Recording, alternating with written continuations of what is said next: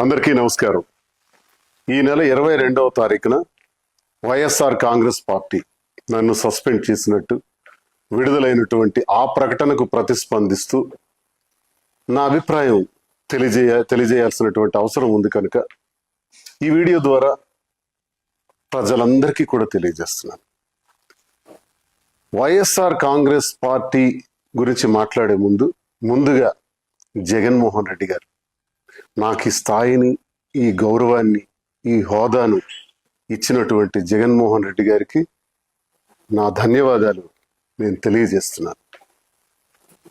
మరి ఈరోజు పార్టీ కోసం చాలా కష్టపడి పనిచేశాను, గొంతై మాట్లాడాను, గట్టిగా ప్రతిపక్షాల మీద విరుచుకుపడ్డాను.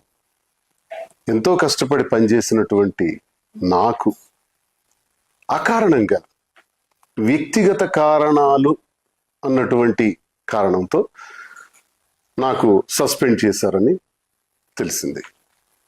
అయితే ఇందుకు నేను పార్టీ నాకు అందించినటువంటి సహకారం, రాజశేఖర్ రెడ్డి గారితో అడుగులు వేసిన నేను, జగన్మోహన్ రెడ్డి గారితో నడుస్తున్న నేను, నా హృదయంలో జగన్మోహన్ రెడ్డి గారు ఇప్పుడు కూడా చిరస్మరణీయులు.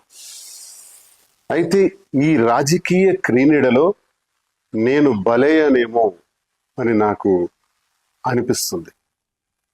అయితే నేటికి 25 సంవత్సరాలుగా ప్రజా జీవితంలో ఉన్నటువంటి నేను, ప్రజాసేవనే పరమావధిగా భావించిన నేను ఎప్పుడూ పార్టీకి ద్రోహం చేయలేదు, అవినీతి చేయలేదు, లంచాలు తీసుకోలేదు, అధికార దుర్వినియోగం చేయలేదు, భూ కబ్జాలు చేయలేదు.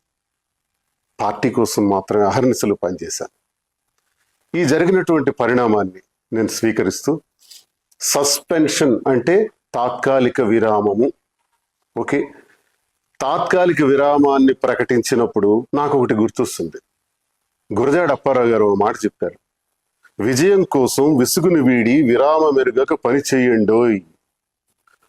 పని చేస్తాను, కష్టపడి పని చేస్తాను, స్వతంత్రుడిగా, తటస్థునిగా, నా ప్రజల కోసం, నాకు నమ్ముకున్న గ్రామాల కోసం, నా పైన ఆధారపడి ఉన్నటువంటి కార్యకర్తల కోసం, అభిమానుల కోసం నిరంతరం మరింత రెట్టింపు ఉత్సాహంతో పనిచేస్తానని, ఎవ్వరూ ఆందోళన చెందవలసిన అవసరం లేదని, నా అభిమానులందరూ కూడా ధైర్యంగా ఉండాలని, గ్రామాన మళ్ళీ తిరుగుతాను, ప్రతి ఇంటికి ఈ దువ్వాడ శ్రీనివాస్ వస్తాడు, ప్రజలతో నేరుగా సంబంధాలు ఉన్నటువంటి నేను ఏ ఒక్కరిని విడిచిపెట్టేది లేదని, కష్టపడి పనిచేస్తానని, అన్నింటికీ కాలమే తీర్పు చెబుతుందని నమ్మిన నేను, మరి ప్రజలందరికీ ఇంతవరకు నాకు ఈ గౌరవాన్ని ఇచ్చినటువంటి ప్రజల్ని నేను ఎప్పుడు మర్చిపోలేను. ముఖ్యంగా టెక్కలి నియోజకవర్గ ప్రజలు,